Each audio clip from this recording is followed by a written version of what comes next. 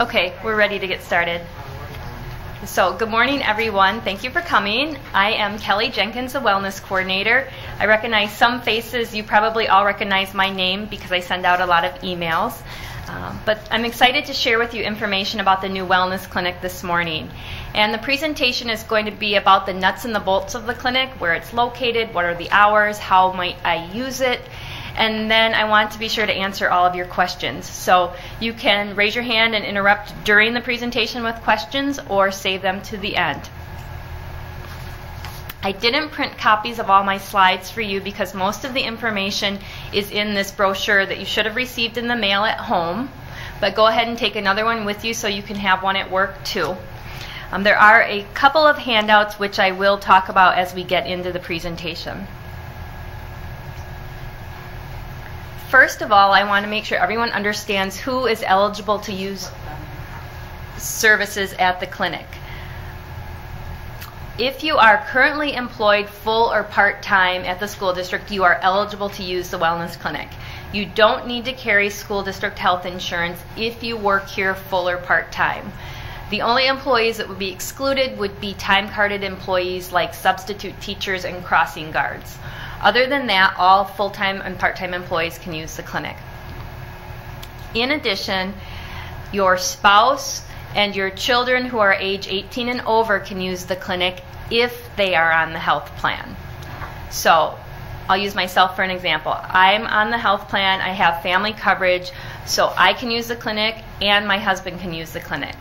On the other hand, if my coworker does not carry district health insurance, she could use the clinic, but her spouse could not. The same is true for early retirees. Early retirees who are on the health plan can use the clinic until they reach age 65. Once you reach age 65 and Medicare becomes your primary coverage, then you're no longer eligible to use the clinic services. Your spouse, if he or she is on the health plan, can also use the clinic until they become 65. Now, do you know if they're going to allow the permanent subs since they're contracted? A question was just asked whether permanent subs will be allowed to use the clinic. Yes, we have 7 permanent subs and they will be eligible to use the health clinic. One of the most exciting things about the clinic is it provides an opportunity for all of us to save some money. These figures on this slide are from our actual health plan data last year. In looking at our health claims, the average cost of an office visit last year was $105, and the average cost of lab work was $76. At the School District Wellness Clinic, all office visits are free, and about 40 of the most commonly ordered lab tests are also free. So in the materials I gave you, you should have a handout that looks like this with the list of Wellness Clinic lab tests. These tests, if they're done at the clinic, will be free. So what that means is there's no copay, there's no office visit copay, there's no co-insurance, there's no deductible to meet. If you haven't had any health care yet this year, so you haven't touched your deductible, you can still go to the Wellness Clinic at no cost. So for those of you who chose one of the higher deductible plans, especially the HRA or the HSA, what it allows you to do is save those dollars for services that you need outside of the clinic, specialist doctors or physical therapy or something like that, or you can preserve those dollars and roll them over to next year. The clinic will be staffed by a full-time nurse practitioner, and a nurse practitioner is a master's educated nurse who is licensed to diagnose and treat medical conditions. A nurse practitioner can order diagnostic testing like x-rays, and a nurse practitioner can prescribe medicine. So their scope of care is similar to a family doctor. There are some limits on her care. For example, a nurse practitioner cannot perform obstetrics. So if a patient were to become pregnant under her care, then they would have to transfer care to an OBGYN or a certified nurse midwife. She can't practice psychiatry, and then she can't manage complex medical cases. If a case were to become complex, then she would refer it to a physician. The nurse practitioner has a collaborating physician. In this case, it's Dr. Eugene Gonzalez. He will not be at the clinic to see patients, but what he does is he will review her charts from time to time, and he's also a go-to person for her. So if she wants to consult over a patient situation, she has a physician that she works with in that manner. The medical assistant will also be there full-time, and what the medical assistant will do is support the nurse practitioner. She will do things like administrative tasks, scheduling. She will also perform some clinical tasks, taking vital signs, doing blood draws, administering injections. So those two will be there full-time. They're not a rotating staff. It's the same nurse practitioner day in and day out, the same medical assistant, unless they're on vacation or sick leave, in which case they would be replaced by a temporary substitute, another employee of Beloit Health System. But for the most part, it's going to be a consistent staff. There will be a certified health coach there 10 hours a week. And the health coach, her background is she has a master's degree in clinical exercise. She's a certified exercise specialist and also a certified health coach. There are several different ways that you might choose to use the clinic. You could use the clinic as your source of primary care. Maybe you don't have a primary care provider right now, or you're looking to make a change. You could establish as a patient with a nurse practitioner, and she could be your first stop for all of your care. But maybe you have a primary care provider that you're very happy with. You can still use the clinic in support of the care you're already receiving.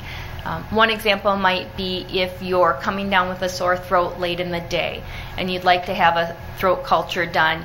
You call your doctor, you can't get in, or it's inconvenient because it might be located in Janesville. You could call the nurse practitioner and see if you could get in at our clinic, and you could have your throat evaluated, the culture done, have a visit report printed out for you that you could then take and give to your doctor at your next visit. So it's not an all or nothing proposition. If you go to the wellness clinic, you don't have to stay within the Beloit Health System for other needs you have. If you need to see a specialist, perhaps the nurse practitioner thinks that you should see a dermatologist for a skin condition. You don't have to see a Beloit Health System dermatologist. You could go see a dermatologist at any other provider, Mercy, Dean, Rockford Health System. I will say, because she does work and has worked for Beloit Health System, she's familiar with those providers. So if you were to ask, I don't know a dermatologist, who should I see? She will probably say, well, I know Dr. Siegel, or I give you the name of a Beloit Health System provider, simply because that's who she knows. But you're under no obligation to stay within Beloit Health System. You can request your medical records be transferred to any provider from the clinic by filling out a form right there at the clinic. They will transfer your records within 72 hours of your request. If it's an emergency, they'll transfer the records faster. One thing that's really important for everyone to understand is that all the services provided are confidential and protected by the same privacy laws that protect your medical records in any other setting. So even though the clinic is in a school district building and it's called the School District of Beloit Health and Wellness Clinic, it does not mean the district has access to any of your medical records that the district would not have access to otherwise, which the only case the district has access is if you sign a release. So using the clinic will provide you the same privacy you have anywhere else. Within the clinic, my office will be located in the same building, but at the end of the day, I'll lock my office, they'll lock their offices. We don't have access to each other's space. There are no other district employees that will be located at the building. We'll have a large room where some of my wellness programs will be run, and a conference room. But other than that, it's for clinic use.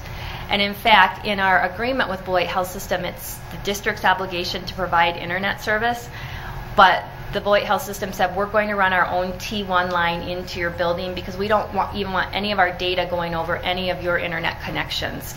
We want it to be completely secure and confidential. So there are actually 2 internet lines running into the building, one for my use and one for the clinic usage.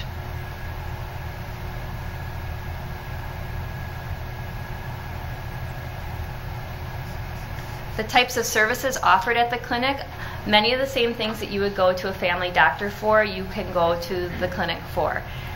Primary and preventative care, examples, blood pressure, cholesterol, glucose screenings, immunizations, pelvic and breast exams. You can have your pap smear done there. This is a little confusing on breast exams, I realize, after some of these presentations. There is no mammography done at the clinic. So that would be a manual breast exam. The nurse practitioner can order a mammogram, but then you would have to go to an x-ray facility for that. There's no x-ray equipment there at the clinic. Once you leave the four walls of the clinic, then any care you have runs through your health insurance. So if you see the nurse practitioner and she suggests that you have a mammogram or suggests that you see a specialist, if you then go somewhere else for that follow-up care, it will run through your health insurance just like any other health insurance event.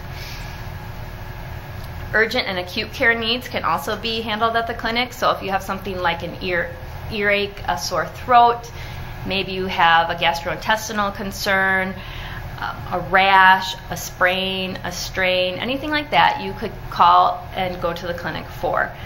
One thing I want to make clear is if it's something that you would normally go to the emergency room for, you should still go to the emergency room. It doesn't provide that level of care. So if you have chest pains, you should call 911. If you have a gaping wound or something like that, go to the emergency room as you normally would, absent this clinic existing. The clinic will also provide support for people with chronic health condition. So the nurse practitioner will help patients who have asthma, diabetes, arthritis, high blood pressure, that kind of thing, help them manage their conditions. Make sure that their medication is working for them if they're on medication. Make sure that they're having the recommended exams associated with that condition. For instance, diabetics should have foot exams periodically. She'll help people stay on track with that kind of thing. And then, as I mentioned earlier, there will be a lab there, and at no cost to patients, they can have any of these labs on this list drawn and processed. These are the most commonly ordered labs. If the nurse practitioner or your physician orders some lab work that's not on here, you can still have it drawn at the clinic, but you will be charged through your health insurance.